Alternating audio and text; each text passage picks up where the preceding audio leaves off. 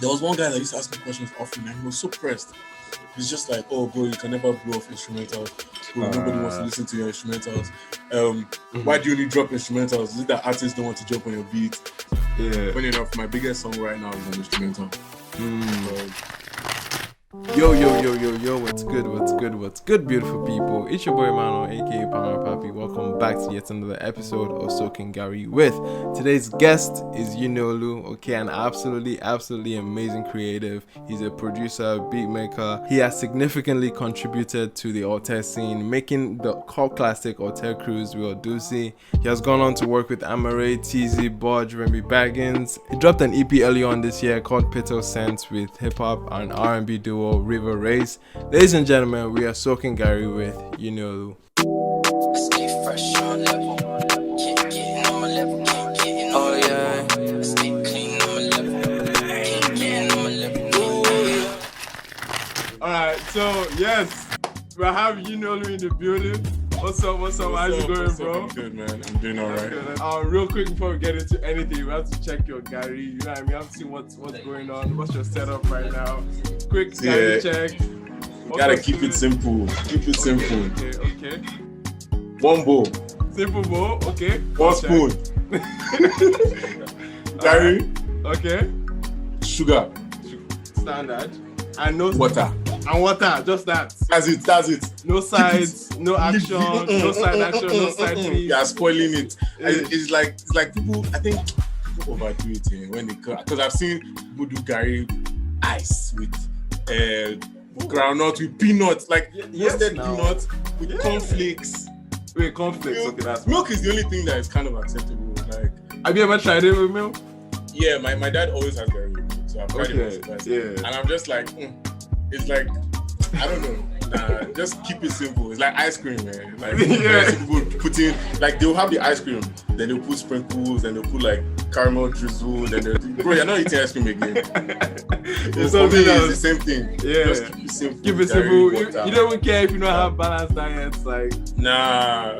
I think maybe because typically I'm eating like Garri as like maybe I'm watching TV and just you just need some small soakings, something on the side. It's never make Garri an event, bro. Hey. But it's very special, man. You can't walk into any African household without like standard Garri. For sure.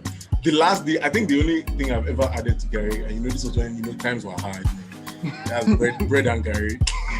Okay, now that's just too much. I understand people do that. Like, but you eat the bread, then you speak on Garri, then you eat bread, then bro, the little fitness nutrition in my head is saying, of course. Like, bro, but when your pocket is empty, you don't have time for fitness. Bro, to fill it up at that moment, that's fact. And I'll always ask everybody, worst case scenario, there's no sugar in the house. Worst case scenario, there's no sugar in the house. Are you experimenting with salt? Are you on that wave? With salt? Yeah. Garri with salt? No, bro. No. If there's no sugar in the house, I might just I'll just eat the Garri dry, man. Eat the Garri dry. What? Yo, okay. I mean, have you ever heard of the idea of like salt and Garri? Is this a new idea to you? I can see how someone would try it, man, if there's no sugar, but I can't see that going well, man. So, as I was preparing for this interview, I found out that we have quite a bit in common, bro. And I was like, this is wild. Okay, I found out that you studied architecture. Yeah. Technically still studying architecture. You're still studying architecture. Man. My last year, yeah. That's that's crazy. So I was in Canada, and I actually started in Canada, and then what's his name? Barry, and that guy. Oh gosh. I had to move back, but so I moved to Ghana and then had to start again actually. So final year of undergrad and then final year, man. Mad. And that was one thing I found out. I was like, this is wild that this guy is studying architecture. And then you lived in Ghana, like you said. You're living in Ghana currently. Right. I also lived in Ghana for 2.5 years for high school. Oh, roughly. mad. Yeah. It was crazy. And And then you went to, and then you And went then to I Canada. went to Canada. Yeah. So it's like we swap sides. yeah, bro. And I was like, bro, I was looking at this show, I was like, bro, is this my story right now? For all you know, we might be the same person. Different Multiverse. multiverse. That's crazy, bro. And then you are a renowned producer. You've been credited for an Alte classic. You already know it. Alte Cruise, bro. Like, tell us everything from like the genesis of your music, like career and the passion. Where did this journey begin for you, man? Okay, I don't think I'd ever, like, if you had asked me when I was younger if I was going to go into music like as a thing, I'd have said yeah. But like, I've always loved music. I started playing piano when I was maybe like 4 or 5. Wow. Okay. I used to play in church, that kind of thing. And then I also picked up drums and everything. So I really enjoyed music. And so in high school, me and some of my guys, we had a band. I don't know if you know, there's this guy, producer. He produces for Mojo, Garri. It's Garri. Okay, Yeah. So he was in my high school as well. So he was in our, we were in the same band. Man. So I played piano. He played bass. No, he played bass, and then we had like a drummer. So just that kind of thing. We used to school events, prize giving day. They would just give us our setup at the back. Man. We'll be doing, What school was this, by the way? Maybe if I went to Atlantic Hall. Oh, okay. I mean, I know about the school for sure, man. That's yeah. So I had like a little thing going on, and then this was around the time where I think GRB, LOS, they had started. Okay. Let's talk about that. They were in high school as well. So there's this network of schools. So DRB, they were in Grange. LOS, I can't remember. I think some of them were in White Sands. I'm not sure. But like, so it was a thing. So guys in my school too wanted to be rappers. Everybody wanted, And so the way it actually happened, man, it's crazy. SS3s in my school, SS3s had laptops and everything. So SS3s, they had started recording, they started making their own music. And then one guy came to me, he's like, yo, you play the piano here? And I'm like, yeah. He's like, come, you're going to make a beat for us. And I'm like, huh? What do you mean? That's crazy. And so he sat me down in front of FL and showed me how to use it. And my eyes were just like, I was like, what? Hello. So I can make my own music on it. I was like, he opened my eyes. But was it a case of the senior like bullying you into it? Or like... It wasn't like I mean, I had a choice, but I didn't have it. You know what I mean? Yeah. It's like you are known as the guy that plays piano, so you have got to you. So they sat me down, they showed me the ropes, FL and everything. So I made a few beats for them. And then so when I went home on my own laptop, I was like, bro, I have to. Right. And once again, it was never like I never even thought. The first thing I did was like remake songs I liked or the songs that my band we made. Just kind of remake it on records, And then that was how it started, man. Bro, and then go ahead. So it was play like that, guys chilling in the room. If you're not recording, get out, sit down. I'll make a beat and we'll write it. They'll record it with laptop, computer. Man. And then when I left secondary school, that's when I moved to Canada. Yeah. One of my there were people I knew from back in like growing up that I started going into music. So childhood friend Opet Teflon from Grange, Tefi, he started music around that time. Boli Lomo was in here also. I knew him, so he had entered music at that time. So it was like kind of like we heard you're doing this thing kind of thing. Yo, would you make a beat for us? Yeah. Okay, no problem. So I produced for Boli Lomo. There was one song back in the day. What's it called? Confirmed Girl. And then I produced a song for Tefi, and then that's just how it became a thing. And then little by little, just like, yo, okay, yeah, I remember you. Yeah, you do music. Yeah, okay, can you make something for me? Oh, I went to the studio. I heard you do. Yeah. So that's mad, man. That's awesome. And at what point did the relationship with Odunsi and the rest of the guys kind of like come up, and then Alte Cruise, and then leading up to Alte Cruise, man? Like, all right, tell us the background. So, like, for a long time, most of what I did was just instrumentals because I enjoy just listening to making my own instrumentals for my own vibe. Oh yeah, I see it for sure. Your discography already paints that, bro. Like that's and fun. So, like, I think I mean, like I said, growing up, like the school I went to, I knew some of these guys. I knew Yeah. Tommy Thomas. I knew Yeah. these guys. So we kind of, would roll in the same circles. Exactly. Ade, Yeah.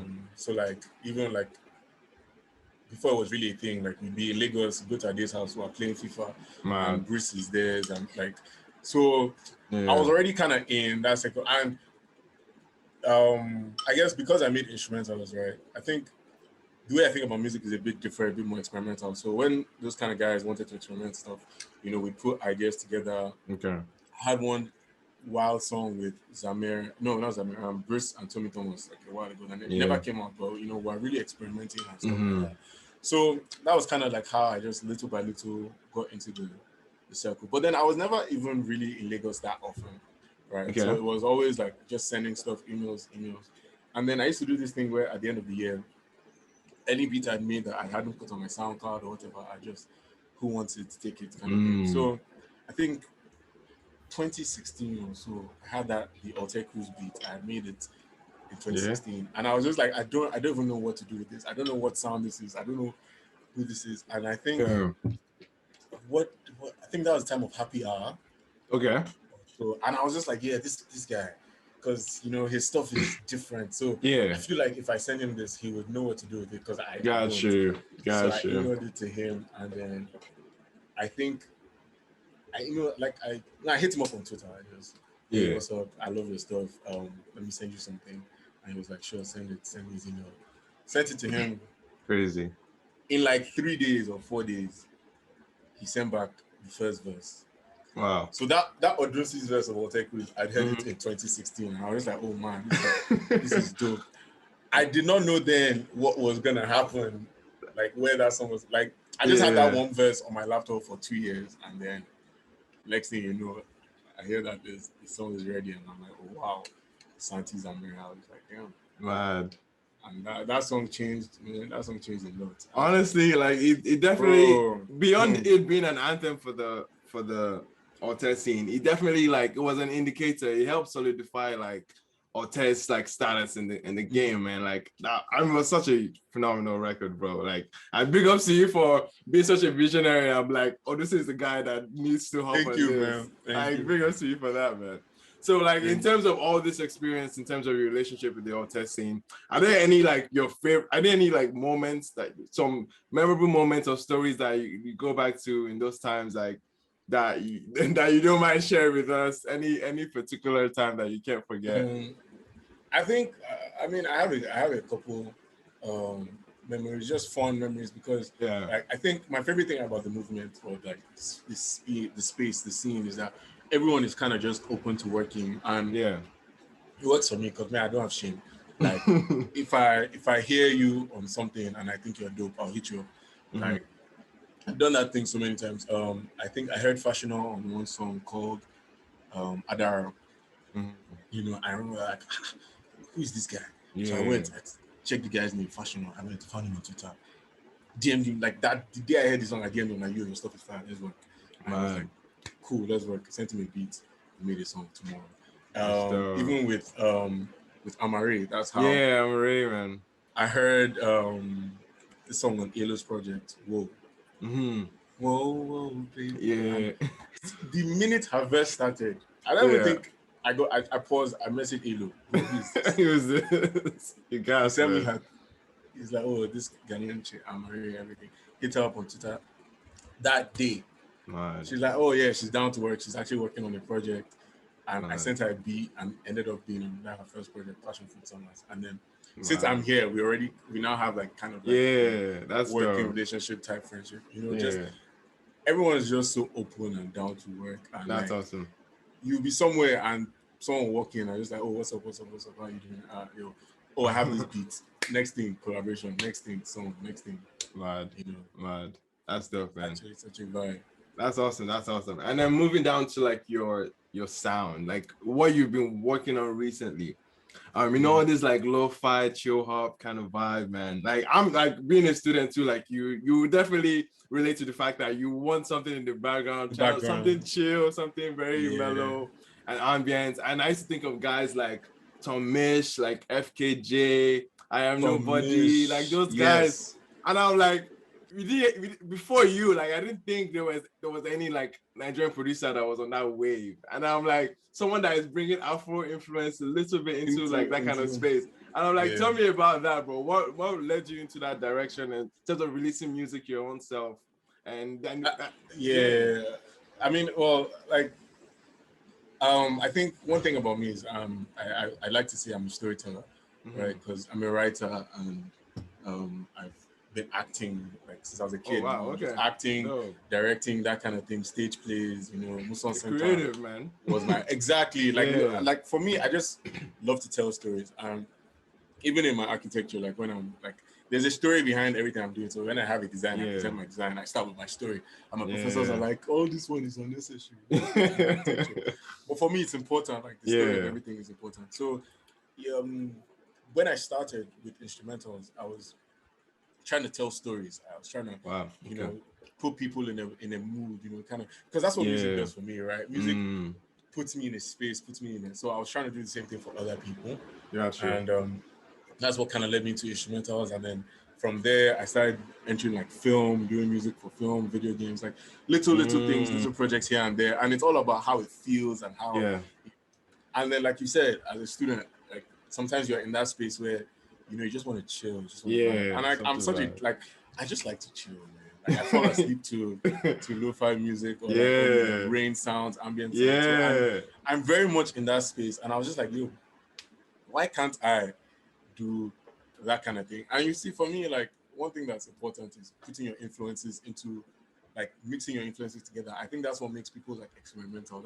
That's what I love about the whole Alte thing. It's like people are coming with different influences. Like you have Santi putting like anime sounds in. Like it's that kind of thing. Like don't be shy about your influences, man. Bring them, and whatever you make from them, you make from them. So that's beautiful. It's like I love that whole lo-fi chill hop kind of thing, but like I also love Afro beats and I love Afro energy. So I started with the mindset of like putting Afro into different, I think I had a project called Daydreamer, which was like 2019, right?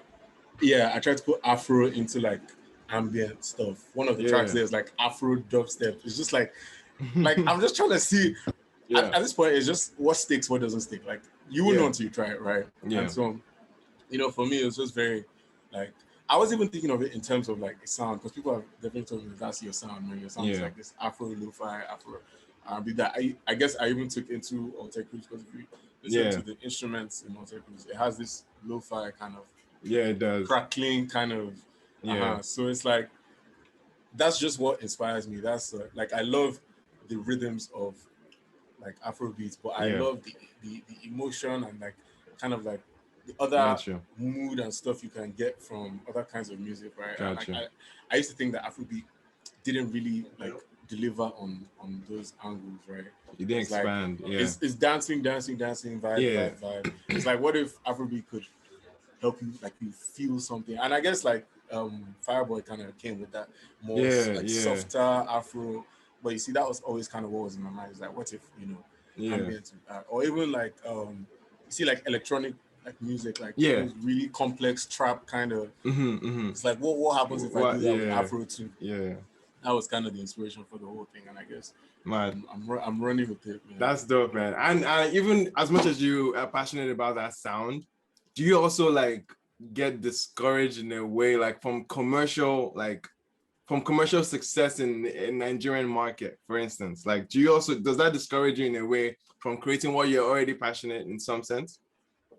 I don't think so. I think because I started by wanting to just express myself, I never really, honestly, never expected to make anything serious of it. So, gotcha. Like, it wouldn't be that discouraging. And I've even had people tell me directly, man, like, I don't like to call them haters, but like, right. I remember on Twitter, that Ask FM thing, there was one guy that used to ask me questions often, and he was so pressed. He's just like, oh, bro, you can never blow off instrumentals. Bro, nobody wants to listen to your instrumentals. Why do you only drop instrumentals? Is it that artists don't want to jump on your beats? Like, just That's The guy used to I would drop something, and then like almost like on cue, I get an email. I don't think I email. Like, that's that a was hater at this personally like.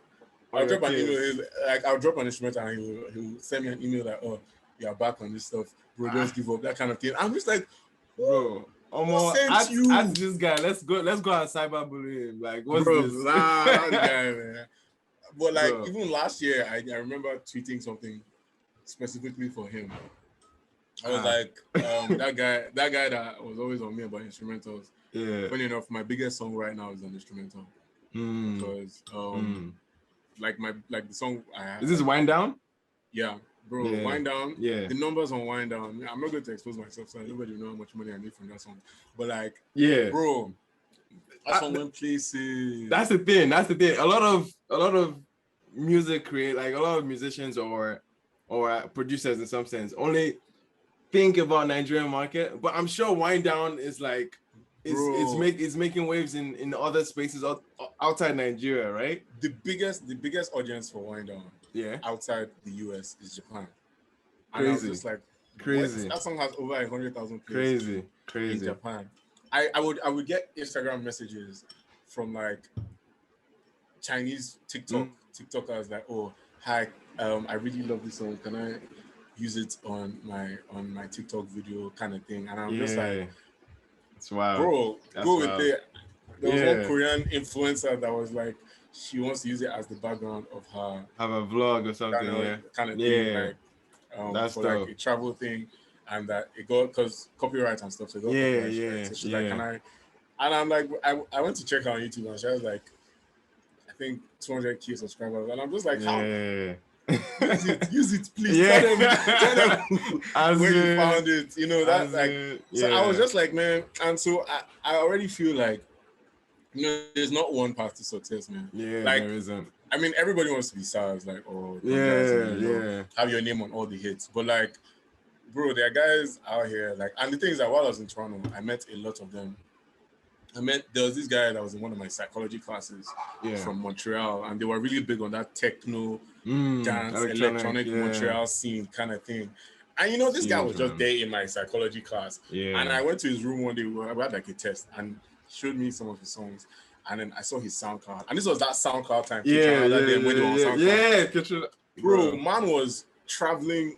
He would miss class sometimes because he had to go to like music festivals in like Sweden, Czech Republic. And I'm just like, this man is cashing out on.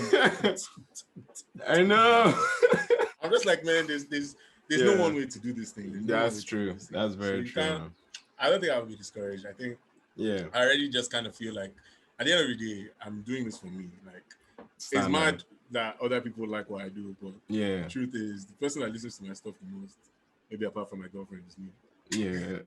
It's like I make it so that I can vibe to it. And I mean, if other people vibe to it, well, that's beautiful, man. That's beautiful. Nobody vibes to it. Yeah. That's wild. And one of my questions I actually like to ask artists and any of my guests on this show is, what is the definition of success? But I think you've kind of like, you've kind of answered it. Exactly. Like, you kind of everybody wants to eat, definitely. Yeah. Like, bro, it's nice to eat, but like, I think as long as you're satisfied with what you're making, as long as for me, improvement is an important thing. Like, I'm very, I won't say I can say afraid of the idea of being stagnant, right? Like, so for me, I'm always trying to learn something new. I'm always trying to try something new. And I think as long as I can continue to do that with results that make me happy, I'm successful. Yeah, and it's good because you're already keeping yourself busy, man. Like, even through the lockdown, bro, you dropped like, I was 3 tapes within like a space of like 10, 11 months, bro. Crazy. You're working. Like, it's crazy, man. There's more. There's more, man. Yo. There's more. Funny enough, I actually completed 2 new lo-fi kind of things yesterday. Man. So there's a new lo-fi thing coming. You know, I think also because like the advantage of what I do, like, one thing I love about making instrumentals is like I don't have to wait for anybody. I don't have to wait for artists, vocals. I don't have to wait for. I can make it today and drop it tomorrow. I was going to ask you about Evening EP. because you tweeted something about evening EP that you did it on one sitting, bro. So let me tell you the thing about evening. That's wild, evening was an interesting project. That's wild. So it was like early months of lockdown. I think March. I think. Yeah.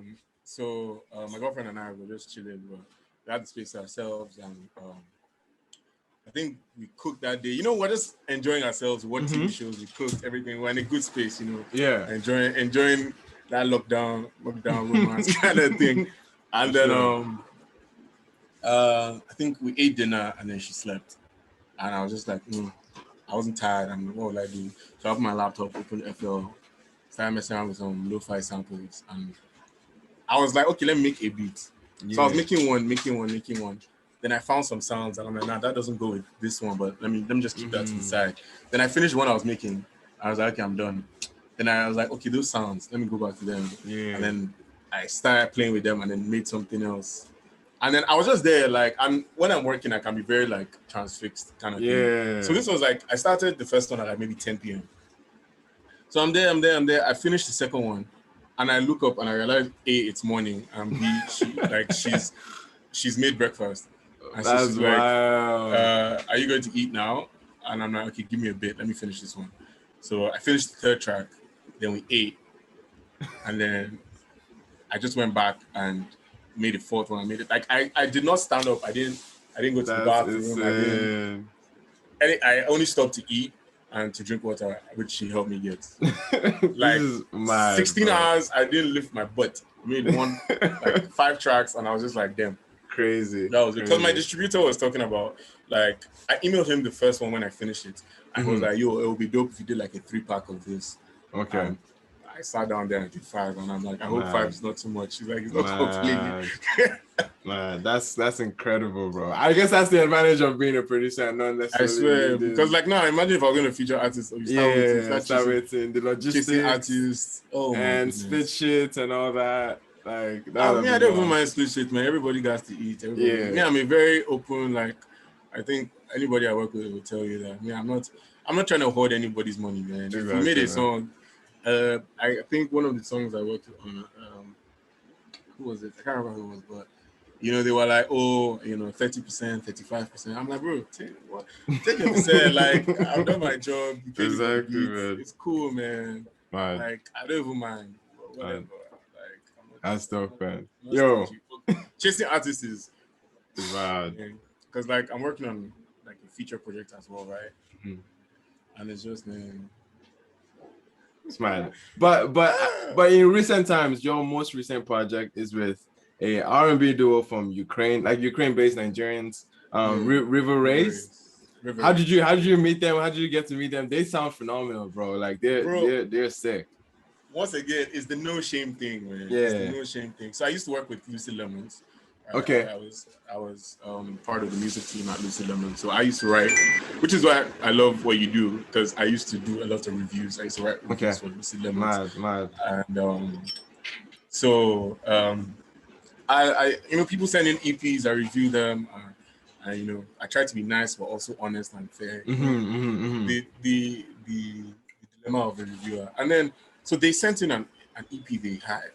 No, they sent in a single after spring.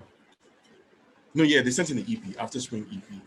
And I was just like I think that week I had gotten some really bad EPs. So I was just like, my goodness. And so I reviewed a project that day.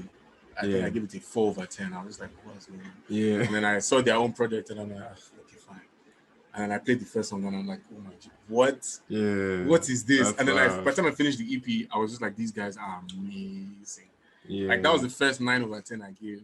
Mad. Wow, giving reviews. And so I wrote the review, I dropped the review.